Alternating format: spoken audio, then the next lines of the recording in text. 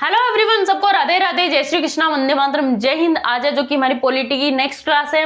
और भाई कई दिनों से मैं पॉलिटी की क्लास नहीं ले पा रही हूँ, उसके लिए भाई वेरी वेरी वेरी सॉरी। आज के बाद आपको मैं गारंटी देती हूँ, आज के बाद आपकी क्लास है वो एकदम रेगुलर आएगी। तो चलिए बिना टाइम वेस्ट किए करते हैं पॉलिटी को स्टार्ट। पॉलिटी, हमारा टॉपिक चल रहा था पॉलिटी। और आज के बाद हम जो कि आंसर राइटिंग है वो भी रेगुलर करेंगे। आंसर राइटिंग है जो कि हम टेलीग्राम पे आंसर राइटिंग करते हैं, तो फटाफट से आप हमारे टेलीग्राम चैनल को ज्वाइन कर लो। टेलीग्राम की लिंक है वीडियो के डिस्क्रिप्शन में दी गई है या कमेंट बॉक्स में पिन भी की हुई है। तो फटाफट से आज के बाद हम डेली में आपको एक क्वेश्चन दूंगी, आज एक क्लास के एंड में क्वेश्चन दूंगी, आपको टेलीग्राम पे उसको लिख के आंसर देना है। और साथ साथ में है हम PYQ, प्री वाली तो यहाँ पे कर लेंगे, लेकिन मेंस वाली है वो हम टेलीग्राम पे करेंगे। आंसर राइटिंग अगर कोई इस फील्ड में कोई नया बंदा या बंदी है तो उसके लिए बहुत ही ज्यादा हेल्पफुल रहेगा। तो चलिए स्टार्ट करते हैं हमारी पॉलिटी की क्लास। पिछली क्लास में हम देख रहे थे, पॉलिटी की क्लास में भारत का एकीकरण कर रहे थे, तो उसी को कंटिन्यू करते हैं। भारत का एकीकरण, भारत का एकीकरण। तो चलिए देखते हैं, पहले पीछे वाला फटाफट से रिवाइज कर लेते हैं। भारत के एकीकरण में हमने देखा तो उस समय है लगभग 552 के आसपास है वो रियासत थी। 552 के आसपास रियासत थी, जिनमें से 13 रियासत है वो पाकिस्तान की तरफ चली गई। 13 रियासत वो पाकिस्तान की तरफ चली गई। बची हमारी लगभग है वो मिलजुल गई थी, लेकिन 3 रियासतें वो बच गई भाई साहब। तीनों ने एकदम समय जो कि ऐसा कह सकते हैं कि पूरा है उन्होंने है जो कि सामना किया। क्यों किया? वो कह रहे कि भाई हमें जो कि हमारा राज्य है वो देश है वो अलग बनाएंगे। किसने किया? एक तो जम्मू एंड कश्मीर ने किया, एक जूनागढ़ ने, दूसरा हैदराबाद, तीसरा सॉरी इसको किसके द्वारा मिलाया गया? इसको बनाया गया ऑपरेशन पोलो के द्वारा। इनको मिलाया गया जनमत संग्रह के द्वारा। जनमत संग्रह के द्वारा इनको मिलाया गया भाई विले पत्र की सहायता से। तीनों ने सामना तो किया था, लेकिन हमने जैसे जैसे करके हैं जो कि नेहरू जी ने मिला लिया। जूनागढ़ को जम्मू कश्मीर को, जूनागढ़ को हैदराबाद को, जूनागढ़ को ऑपरेशन पोलो के द्वारा, जूनागढ़ को जनमत संग्रह, इसको जो कि विलय पत्र। ये सब कुछ हमने पिछले क्लास में डिटेल से देखा था। तीनों मिल गए। फिर हमने देखा था सिक्किम की भी हमने बात की थी। 22वां राज्य 1975 में मिला। कौन? सिक्किम। थोड़ी सी बात और करते हैं। और भी हमने देखा था कि भाषाई आधार पे है जो कि राज्य की डिमांड की गई। किसके द्वारा? तेलुगु भाषा ने। उस समय 2 समिति बनाई थी। कौन कौन सी? एक तो एस.के. धर समिति और एक थी जेवीपी समिति। ये दोनों की दोनों है 1948 में ही बनी। 1948 में, ये जनवरी में ही बन गई, ये दिसंबर में जाके बनी। ये बातें हमने पिछली क्लास में देखी। और भाषाई आधार पर ये भी देखी थी कि भाई तेलुगु भाषा की है सबसे पहले भाषाई आधार पर डिमांड की गई। और इनको है जो कि इनके प्रमुख नेता के तौर पे माने तो उनके थे पोटी श्री रामलू ने 56 दिनों की भूख हड़ताल भी की। फिर इनके बाद 56 दिनों की भूख हड़ताल के बाद इनकी है जो कि डेथ हो गई थी। 1947 के आसपास है इनकी डेथ हो गई थी। फिर है जो कि अक्टूबर 1948 में है भाषाई आधार पर अगर पहला राज्य बना तो यही बना था। भाषाई आधार पर 1 अक्टूबर 1948 में है भाषाई आधार पर सबसे पहला राज्य है वो यही बना था। कौन सा बना था? तेलंगाना, जो कि ये भी तेलुगु भाषा वाला आंध्र प्रदेश है वो राज्य है वो नया बन गया था। तो भाई इसके बाद है जो कि बॉम्बे की भी डिमांड है कि हम भी हमारा राज्य पहले कर दिया, इसका मतलब सभी की डिमांड आएगी। अगर किसी ने नहीं किया तो किसी की डिमांड नहीं आई थी, लेकिन सबसे पहले है कदम उठाने वाले कौन थे कि भाई हमारा भी भाषाई आधार पर राज्य है वो बनना चाहिए, वो थे जो कि आंध्र प्रदेश यानी तेलुगु भाषा वाले। अब हम देखते हैं कि भाई इन्होंने डिमांड तो कर दी और पहला है भाषाई तौर पर राज्य भी बन गया। तो क्या सरकार ने कोई समिति वगैरह बनाई थी। ये दो याद रखना, एस.के. धर समिति, जेवीपी समिति। थोड़ा सा आगे चलते हैं, आज वाला पढ़ लेते हैं। ये तो हमने पीछे वाला रिवाइज किया था। आज हम पढ़ेंगे फजल अली आयोग की क्या सिफारिशें वो रही थी, नई समिति बनी थी, तो इसकी भी थोड़ी सी बात कर लेते हैं। भाषाई आधार पर पहला राज्य तो हमने बना लिया। अब हम थोड़े सा आगे जिक्र करते हैं। थोड़ा सा जिक्र करें तो एक समिति बनी थी जिसका नाम था फजल अली आयोग। फजल अली आयोग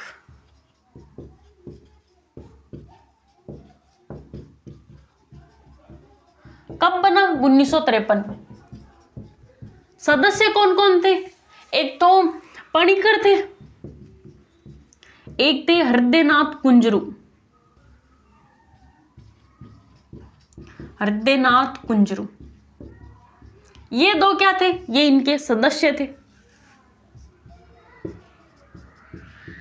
इनकी क्या डिमांड थी? इनकी डिमांड थी, अरे इससे पहले इन्होंने कहा कि हाँ भाई भाषाई आधार पे आपको राज्य है वो स्वीकार कर दी जाएगी, यानी कि इनकी मांग को है स्वीकार कर लिया गया। स्वीकार हो गए किन की मांग को? कि हाँ भाई अब आपका भाषा के आधार पर है वो राज्य वो बना दिए जाएंगे। ये थोड़ा सा ध्यान में रखना। थोड़ा सा और देखते हैं कि और है जो कि थोड़ा सा बात और देखते हैं। ABCD, ABCD सीख रहे हैं? नहीं भाई ABCD नहीं सीख रहे। ये है जो कि पहले है, इनसे पहले फजल अली आयोग से पहले है। ये इन राज्यों को 4 भागों में बांट दिया। क्यों? क्योंकि भाई ए में हमने रखा कि जो ब्रिटिश सरकार के जितने भी क्षेत्र है जिन्होंने ब्रिटिश सरकार पे अधिकार, यानी कि जो क्षेत्र जिन्होंने ब्रिटिश सरकार पे डायरेक्ट अधिकार कर रखे थे, वो प्रमुख रूप से 9 क्षेत्र थे और ये इनको हमने ए कैटेगरी में डाल दिया। बी वाले जो कि देसी रियासतें बड़ी बड़ी थी और उसमें विधान मंडल था, ये भी 9 है, इनको भी हमने 9 काउंटिंग करके बी वाली कैटेगरी में डाल दिया। सी वाली कैटेगरी में हमने उन क्षेत्रों को या उन राज्यों को डाला था जिनमें 10 आते हैं, और वो ये तो बड़ी रियासतें थी, ये छोटी छोटी रियासतें थी। डी में हमने एक को डाल दिया अंडमान निकोबार द्वीप समूह, यानी कि अंग्रेजों का प्रमुख केंद्र, अंग्रेजों का प्रमुख केंद्र है, उनको हमने इसमें डाल दिया। ABCD 9 9 10 1, यानी कि सी में 9, सी में 10, बी में 9, ए में 9, डी में 1। टोटल कितने हो गए? टोटल हमारे 29 हो गए, यानी कि उस समय 29 राज्य थे। 29 राज्य थे। इसको हम देखते हैं। एक तो इन्होंने भाषाई आधार पे कहा भाषाई आधार पे राज्य बन जाएगा। दूसरी इन्होंने ये ABCD वाला वर्गीकरण है ना, इनको कर दिया समाप्त, वर्गीकरण को कर दिया समाप्त। अब करते हैं, अब हम राज्य बनाते हैं। ये थोड़ी सी समिति है, इनको याद रख लेना। उस समय 29 राज्य थे। एक सिफारिश आई 1 नवंबर 1956 को, कहा भाई राज्य ज्यादा नहीं बने तो कितने बना सकते हो? 14 ही राज्य बना सकते हो। यूटी 6 यूटी बना लो, 6 यूटी बना लो, 14 राज्य बना लो, 6 यूटी बना लो, बस इससे ज्यादा नहीं बनना चाहिए। ठीक है भाई।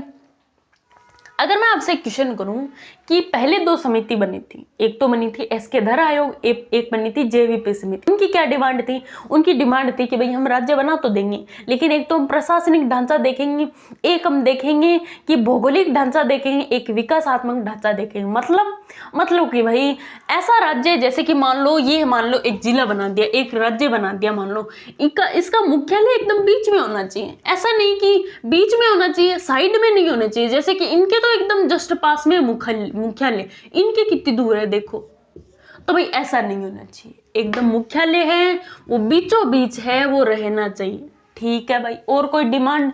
और डिमांड उनकी डिमांड थी कि भाई मान लो एक क्षेत्र है, इन पे समतल क्षेत्र है एक तो ये, और एक ये पहाड़ी क्षेत्र है, तो भाई इनको 2 भागों में बांट दो। भौगोलिक आधार पर एक जैसा रहना चाहिए। इसमें पर्वत है तो ये इसको अलग, जैसे कि इन्हीं आधार पे है जो यूपी से उत्तराखंड है वो अलग हुआ था, उसकी बात हम अभी करेंगे। उसमें एक भौगोलिक ढांचा था। और कहा कि भाई ऐसे राज्य बनाओ जो जल्दी से विकसित हो सके, उनका मतलब कि आय वगैरह वो ठीक ठाक हो, वो जल्दी से विकसित हो सके, ऐसे राज्य और बनाओ। उन दोनों की JVP समिति की, एसके धर आयोग की यही डिमांड थी। इनकी डिमांड क्या है? एक तो कहा कि भाई भाषाई आधार पर राज्य वो बन जाएगा। ABCD वाला वर्गीकरण है, इनको कर दिया समाप्त। आगे चलो कि भाई 1 नवंबर 1956 को डिमांड आई कि भारत में टोटल 14 राज्य व 6 यूटी होनी चाहिए। अब देखते हैं 14 राज्य 6 यूटी कौन से उस समय, कब? 1 नवंबर 1956 को। तो चले थोड़ा सा देखते हैं आगे, और थोड़ा सा आगे और देखते हैं। 1953 जो कि एक तो बन गए भाषाई आधार पर राज्य, एक बन गए। अब आगे और देखते हैं, आगे देखते हैं होता है क्या। जैसे कि मान लो मैं एक भारत का डायग्राम बना दूं, आपकी इच्छा हो तो। एक ये मान लो मैंने भारत का डायग्राम तो नहीं बनाया, लेकिन मेरी अड़बड़ास काट दी, ऐसे ही कह सकते हैं भाई, क्योंकि ऐसे को तो डायग्राम कह ही नहीं सकते। ये हमारा रफली तौर पे मान लो कि भाई ये हमारा भारत का डायग्राम है। यहाँ पे चुन्नू मुन्नू से लक्षद्वीप है और यहाँ पे अंडमान निकोबार द्वीप समूह। हमें कैसे ढूंढने 14 राज्य, तो सबसे पहले ऊपर वाले आ जाओ। एक तो जम्मू एंड कश्मीर, पंजाब, राजस्थान, बॉम्बे, एक यहाँ पे जो कि केरल, केरल को थोड़ा नीचे लिखते हैं, केरल, एक ये हो गया कर्नाटक, एमपी, यूपी, बिहार, ओडिशा, आंध्र प्रदेश, एक ये वाला बंगाल, एक ये पूरा का पूरा उस समय असम वाला था।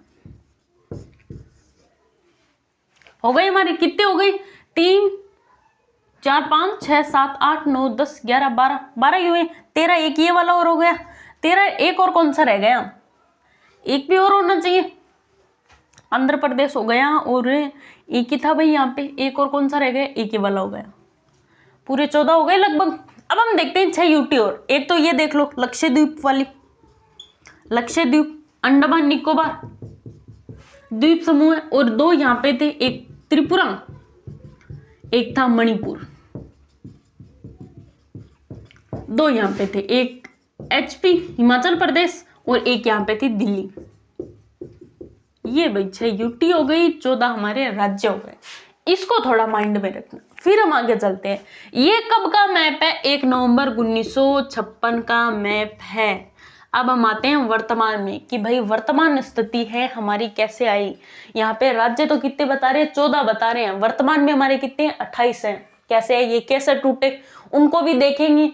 राज्य यहाँ पे यूटी कितनी है, 6 है, वर्तमान में कितनी है, 8 है, उनको भी देखेंगे। अब हम आते हैं वर्तमान स्थिति पे, 1 नवंबर 1956 से लगेंगे और 2025 तक आ जाएंगे। ये अब एक थोड़ा सा है, माइंड में रख लो, ये वाला थोड़ा सा माइंड में रख लो, फिर हम आगे चलें। चलो आगे वाला देखते हैं, चलो स्टार्ट कर देते हैं। 1 नवंबर 1956 को तो इतने ही थे। अब आते हैं वर्तमान स्थिति पे।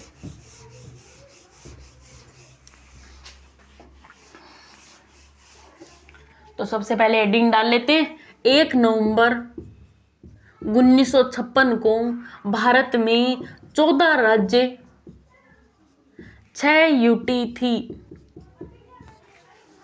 1953 में बन गया था वो वाला, तो 1960 में एक और बना देते हैं। 1960 में कहा बॉम्बे ने कहा कि भाई हमें भी तोड़ दो। क्यों तोड़े भैया आपको, क्योंकि हमारी 2 भाषा बोली जाती है साहब, एक तो ऊपरी साइड वाले पे गुजरात बोली जाती है और नीचे वाली साइड है हमारे जो कि मराठी भाषा है। वो बॉम्बे में कौन सी भाषा बोलते हैं, वो महाराष्ट्र में मराठी बोलते हैं साइड, हाँ, कि भाई हमारे 2 भाषा है वो बोली जाती है, तो भाई बना देंगे। लेकिन ये बॉम्बे वाला बीच में आ रहा है कि इसको है किस तरफ रखे, तो भाई कहा नहीं भाई साहब है हमारे बॉम्बे में है जो कि मराठी भाषा ही बोलते हैं, तो इसको बॉम्बे में मिला दो। इसका है बहुत ज्यादा संघर्ष हुआ, लेकिन हमें याद नहीं रखना है, हमें डायरेक्ट याद रखना है बॉम्बे से एक गुजरात को, एक महाराष्ट्र को। 1961-62 का देखें, 1961-62 का देखें तो कल मैंने आपको बताया था पिछली वाली क्लास में, कल तो क्या कि हमने 4 है जो कि क्षेत्र को यूटी घोषित कर दिया। कौन कौन से, एक तो ये कल मैंने आपको डिटेल से बताया था, एक तो जो कि दादरा नगर हवेली,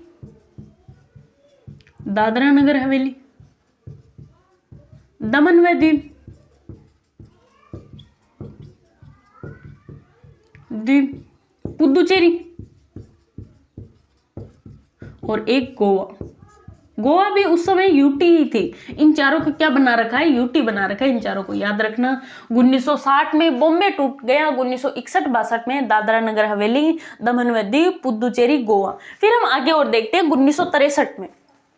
1963 की बात करूं तो 1963 में नागालैंड एक राज्य बन गया, नागालैंड एक्चुअली बहुत ज़्यादा कहा कि भाई हम भी एकदम से स्वतंत्र है वो रहेंगे, लेकिन उतनी बात हमें नहीं करनी है। 1963 में है जो कि वो नागालैंड है वो बन गया। 1965 के आसपास, 1965 के आसपास है एक राज्य और कहा कि भाई हमें तो अलग करो। किसको? पंजाब कह रहा है कि हरियाणा को अलग करो, हमारे तो हरियाणवी भाषा बोली जाती है। बीच में वही झंझट आ गया कि चंडीगढ़ का क्या करें, तो भाई चंडीगढ़ को एक है जो कि यूटी बना दो इसको। तो इसमें है जो कि 2 राज्य बन गए, एक पंजाब एक हरियाणा। बीच में कहा कि चंडीगढ़ को बना दो यूटी। ध्यान रखना थोड़ा सा। 1960 में है बॉम्बे गुजरात 2 अलग हो गए। 1961-62 में है दादरा नगर हवेली दमन व दीव पुदुचेरी गोवा 4 को बना दिया यूटी। 1963 में नागालैंड को बना दिया राज्य। 1965 में है जो कि पंजाब को चंडीगढ़ को तो बना दी, पंजाब और हरियाणा को तो बना दिया राज्य, और यूटी चंडीगढ़ को बना दी यूटी। कब? 1965 में। ये थोड़ा सा याद रखना। फिर थोड़ा सा आगे और चल लेते हैं। लगभग 1973 के आसपास है हिमाचल प्रदेश। हिमाचल प्रदेश पहले क्या था? यूटी था, इनको दे दिया राज्य का दर्जा कि भाई आज से तुम हो राज्य। 1973 के आसपास याद रखना। 73 में एक और बना दिया। फटाफट से देख लो, या आप इसको नोट वगैरह भी करना चाहते हो तो कर लो। फिर हम थोड़ा सा आगे और चलते हैं, 1965 में हो गया। 1900 लगभग है ये 5-6 साल वर्ष के बाद में ही हुआ था। 1963 कुछ ज्यादा ही नहीं होगा, 1971 के आसपास था ये, 1971 के आसपास। ये देख लो।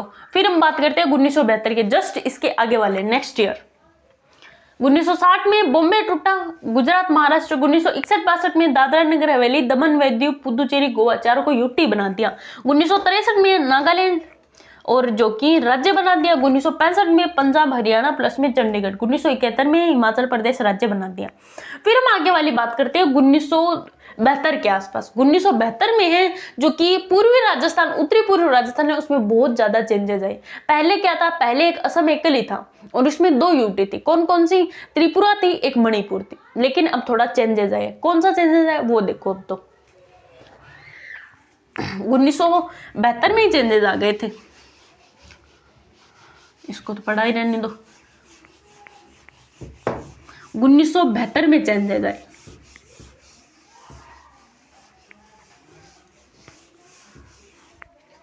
उन्नीस में है जो कि 2 पहले यूटी थी। कौन कौन सी? एक थी त्रिपुरा, एक मणिपुर,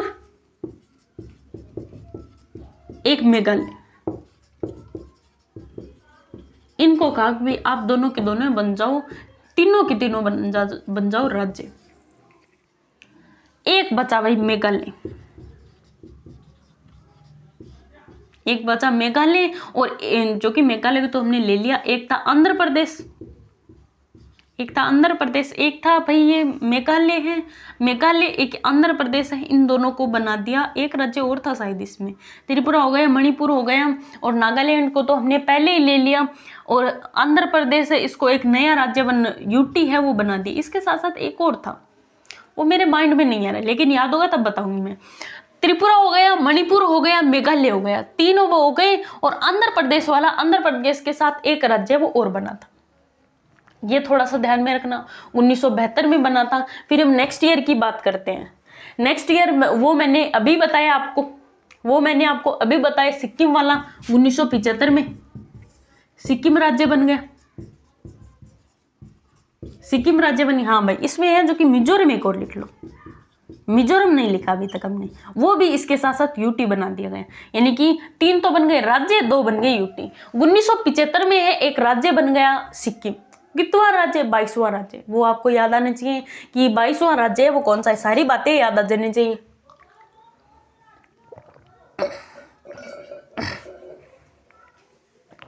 थोड़ा सा आगे और चलते हैं। लगभग है जो कि इसके कुछ ईयर बाद 1989 में है 3 राज्य बनने। कौन कौन से? एक तो ये वाला हिमाचल प्रदेश, मिजोरम और ले लो साथ में, मिजोरम, एक हमने पीछे गोवा छोड़ दिया था, इन तीनों को बना दिया राज्य, इन तीनों को दे दिया राज्य के दर्जा कि भाई आज से आप क्या हो, आज से आप राज्य हो, यूटी नहीं हो। कब बनाया? लगभग 1989 के आसपास है, इनको बना दिया गया था। ये थोड़ा सा याद रखें, 1972 में है। पूर्वी राजस्थान में बहुत ज्यादा चेंजेस आ गए थे। उस समय सिर्फ ये 2 यूटी थी, ये 2 ऊपर वाली 2 और एक वो असम वाला वो राज्य था, लेकिन इसको तीनों को बना दिया। त्रिपुरा, मणिपुर, मेघालय को राज्य बना दिया। हिमाचल प्रदेश, मिजोरम को यूटी बना दी। 1975 में एक नया राज्य, वो सिक्किम वाला 22वां राज्य, उनकी पहली बात कर चुके हैं। 1989 में जो कि हिमाचल प्रदेश है, अरुणाचल प्रदेश है, मिजोरम है, गोवा है, इन तीनों को बना दिया राज्य। फिर थोड़ा सा आगे और आते हैं। हाँ, ये भाई 1989 में था क्या? लगभग ये 1987 की बात है, 1987 की बात। फिर हम घुस जाओ, अब 2000 में घुस जाओ। 2000 में है कुछ ज्यादा ही चेंजेस आ गए थे। कौन कौन से चेंजेस आए थे उसको देखते हैं। ये फटाफट से आप कोई स्क्रीनशॉट वगैरह लेना चाहो तो ले लो। फिर थोड़ा सा आगे और चलते हैं। फिर अब जो कि 20वीं शताब्दी उसमें घुस जाओ, तो इतने ही हुए पीछे पीछे चेंजेस। 2000 में भाई बहुत राज्य है वो अलग हुए थे, टूटे तोड़े गए थे। 2000 की बात करूं तो 2000 में हमारा राजस्थान है वो भारत का सबसे बड़ा राज्य बन गया। क्यों? क्योंकि हिमाचल प्रदेश से एक राज्य अलग हुआ था जिसका नाम था छत्तीसगढ़। बिहार से एक राज्य अलग हुआ था जिसका नाम है झारखंड। एक जो कि तेलंगाना से एक अलग राज्य और हुआ था, तेलंगाना, आंध्र प्रदेश, यही था।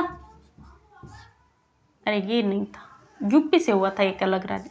यूपी से है जो कि उत्तराखंड है वो अलग हो गया, उत्तराखंड है वो अलग हो गए। ये 3 राज्य उस समय इसमें चेंजेस आए थे। आ जाओ फिर 2009 की बात कर लें थोड़ी सी। 2009 की बात करूं तो भाई 2000 है, 9 में कौन से चेंजेस आ गए थे? 9 में कौन से चेंजेस आए थे? 9 में तो नहीं आए थे, लगभग 14 के आसपास, 14 के आसपास है कुछ चेंजेस आए थे, उनको देखते हैं। तो आपको याद आ गया होगा 14 में कौन से चेंजेस आए। 14 में है कौन से चेंजेस वो आ गए थे, तो वो देखते हैं। तो चलो देखते हैं। 2014 की बात करें, 2014 की बात करें तो भाई इसमें है जो कि आंध्र प्रदेश से एक अलग राज्य हो गया था जिसका नाम था तेलंगाना। आंध्र प्रदेश से है जो कि एक अलग राज्य हुआ था, आंध्र प्रदेश से एक अलग राज्य हुआ था जिसका नाम था, सॉरी, इसमें है जो कि एक अलग राज्य हुआ था जो अरुणाचल प्रदेश से, आंध्र प्रदेश से हुआ था, अरुणाचल प्रदेश से हुआ था।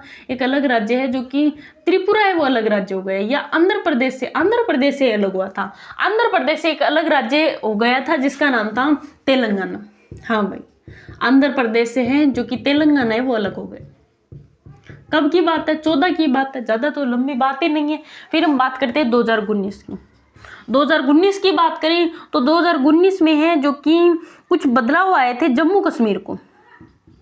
जब जम्मू एंड कश्मीर ये पहले राज्य था, इसको 2 भागों में तोड़ दिया, एक जम्मू एक कश्मीर, इन दोनों को बना दिया यूटी कि भाई आज से आप क्या हो, यूटी हो। 2020 की बात करूं तो 2020 में दमन व दीप दादरा नगर हवेली को मिला दिया गया था। दमन व दीप प्लस में दादरा नगर हवेली, इन दोनों को प्लस कर दिया गया था। और दादरा नगर हवेली है, दमन व दीप दादरा नगर हवेली को एक है जो कि यूटी है वो बना दिया गया, प्लस में करके एक यूटी है वो बना दिया। ये भाई हमारे एकदम 1 नवंबर है जो कि लगभग है 2020 में हमारे चेंजेस आ गए थे कि इस समय है जो कि 28 राज्य और 8 है वो यूटी है वो बन गई थी। ये आपको, आई होप आपको एकदम अच्छे से है वो समझ में आ गया होगा।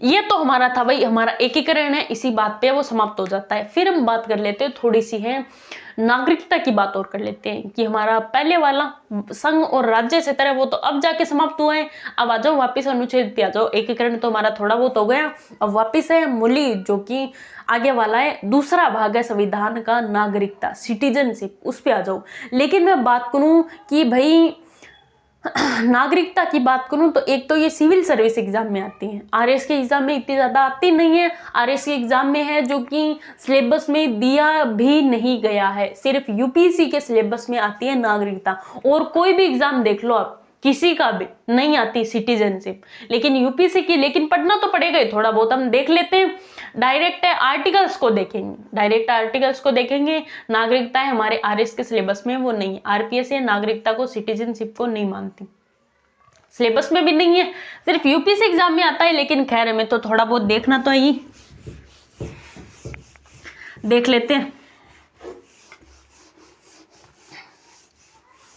तो चलो, तो बात करें आगे वाला भाग 2 नागरिकता के बारे में। भाग 2 नागरिकता, इसकी तो बात करेंगे बाद में, लेकिन थोड़ा बहुत सुनो आप। क्या सुने? मैं सुना रही हूँ, कथा सुना रही हूँ मैं आपको। जैसे कि मैं बात करूं कि भाई भारत में है किस प्रकार से नागरिकता है वो ग्रहण की जा सकती है, तो भारत में नागरिकता है वो 5 प्रकार से ग्रहण की जा सकती है। पहला, वंश के आधार पे। पहला, अगर आप जन्म के आधार पे लिख लो अच्छा रहेगा, जन्म के आधार पर, वंश के आधार पर, देशीकरण के आधार पर, पंजीकरण के आधार पर, और नेक्स्ट वाला है किसी देश को मिलाकर या क्षेत्र को मिलाकर।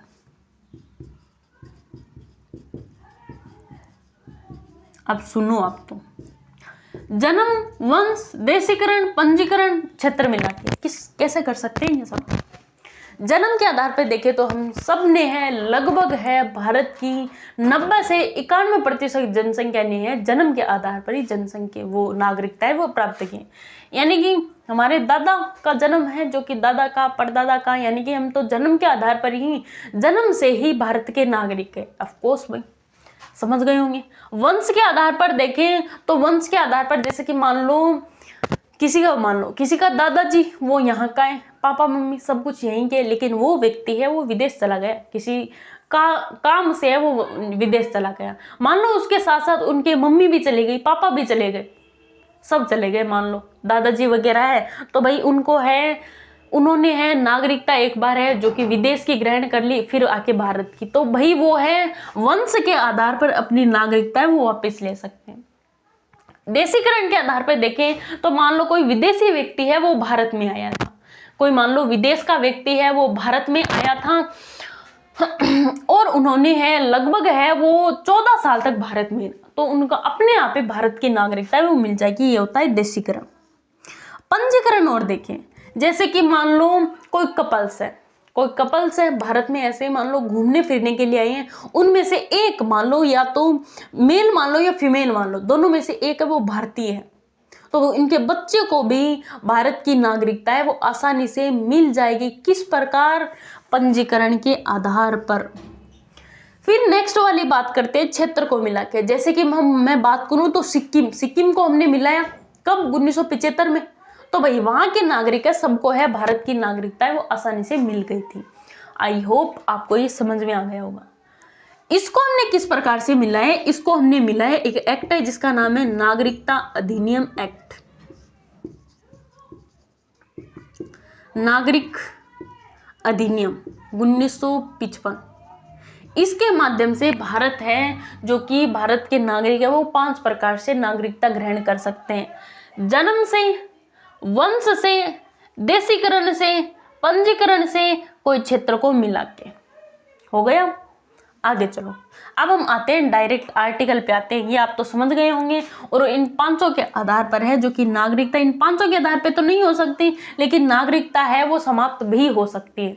जैसे कि मान लो आपने या किसी और ने, मान लो किसी XYZ किसी भी बंदे ने मान लो अवैध तरीके से, इनवैलिड तरीके से भारत की सिटीजनशिप है वो प्राप्त की है, नागरिकता, तो भाई उनकी नागरिकता है वो छीनी जा सकती है। जन्म भारत में हुआ हो, वंश के आधार पर, जैसे कि मान लो कोई है व्यक्ति है वो विदेश जाके आया है और वंश के आधार पर उसको नागरिकता मिल जाएगी। क्यों? क्योंकि भाई मेरे तो दादा दादा है, वो दादाजी है और नाना नानी है, पत्नी पत्नी है, सब मेरे तो यही है, मैं तो वंश के आधार पर नागरिकता प्राप्त कर सकता हूँ। देशीकरण के आधार, कोई व्यक्ति है विदेश से आ गया और लगभग वो 14-15 साल से भारत में ही है, तो उनको देशीकरण से नागरिकता प्राप्त हो जाती है। पंजीकरण की बात करूं तो मैं मान लो किसी, वो मैंने आपको कपल्स वाला उदाहरण दिया कि भाई कोई है माता या पिता से एक व्यक्ति भारत का हो तो उनके बच्चे को है पंजीकरण के आधार पर नागरिकता भी मिल जाएगी। कोई क्षेत्र को मिला के भारत की नागरिकता प्राप्त कर लो। अब हम आते हैं आर्टिकल्स पे। सबसे पहले बात करें तो आर्टिकल 5।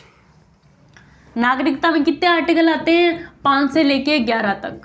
तो इनकी फटाफट से हो सके उतने आर्टिकल की बात कर लेते हैं। पहले मैं बात करूं आर्टिकल 5 की। आर्टिकल 5 यही बात कहता है कि भाई आप है जो कि जन्म के आधार पर या वंश के आधार पर किसी आधार पर नागरिकता प्राप्त कर लो। किससे पहले? 1 नवंबर 1956 से पहले पहले प्राप्त कर लो। वही 5 वाले में मैंने आपको बताया, जन्म के आधार पर, वंश के आधार पर, पंजीकरण के आधार पर, देशीकरण के आधार पर और एक कोई क्षेत्र को मिलाकर इनके आधार पर आप हैं जो कि नागरिकता है वो प्राप्त कर सकते हैं। 500 वाला तो सीधा सीधा ये कहता है। आर्टिकल 6 और क्या कहता है?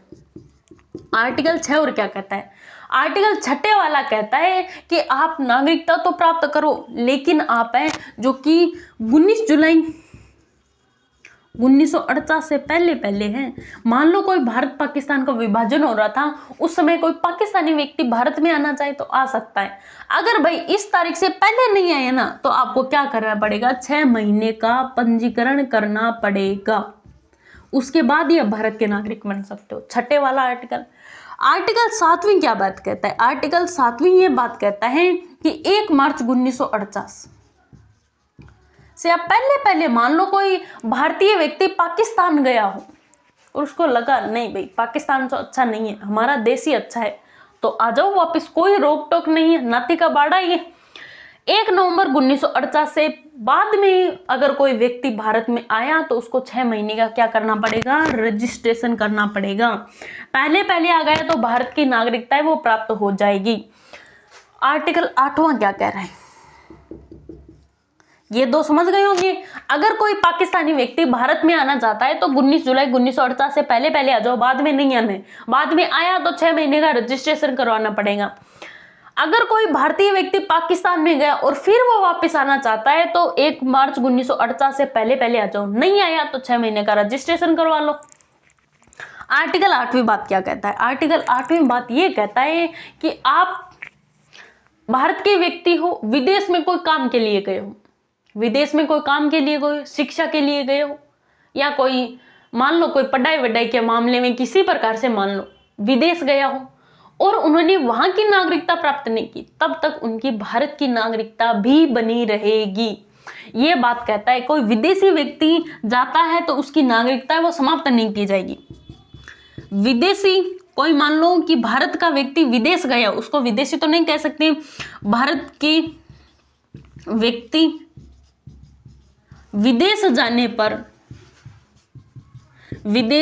पर नागरिकता समाप्त नहीं की जाएगी, भारत की नागरिकता समाप्त नहीं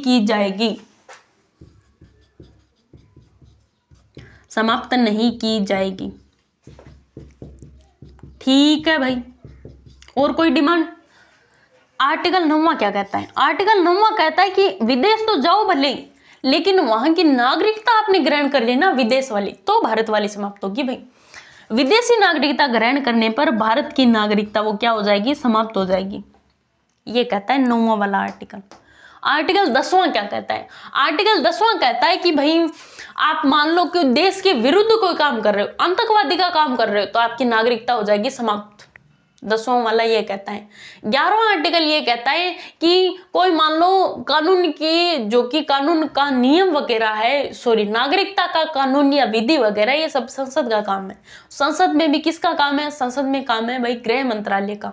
सिटीजनशिप से संबंधित जो कि कानून वगैरह यही बनाएगा। आर्टिकल 5वें में कहा गया है कि भाई 5 प्रकार से आप नागरिकता ग्रहण कर सकते हो 1 नवंबर 1956 से पहले पहले, बाद में आई तो 6 महीने का रजिस्ट्रेशन करवा लो।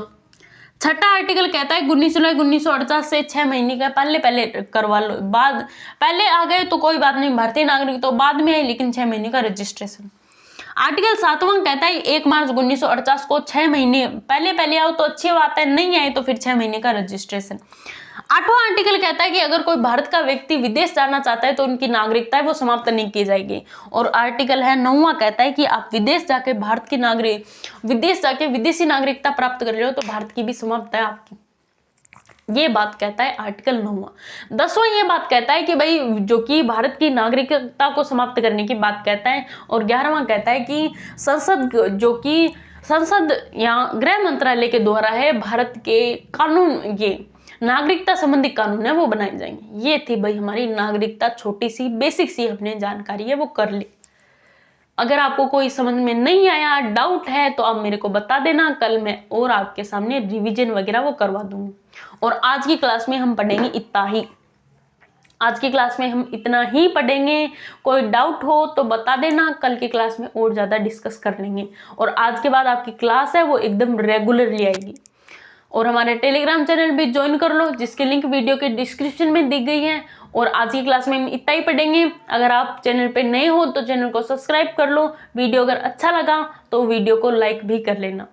चैनल को सब्सक्राइब करना तो कतई मत भूलना। और टेलीग्राम वाला, वहाँ पे आंसर राइटिंग, आज मैं आपको एक क्वेश्चन दे रही हूँ कि कोई भी क्वेश्चन मान लो कि भारत यानी कि 1 नवंबर 1956 वाला है जो कि भारत में है, वर्तमान स्वरूप वो कैसे आया, वो सारा का सारा बता देना, एक लेख लिख लेना बड़ा सा। तो चलो भाई आज की क्लास में इतना ही, मिलते हैं कल वाली नेक्स्ट वाली क्लास में। तब तक के लिए आप सभी को राधे राधे, जय श्री कृष्ण, वंदे मातरम, जय हिंद।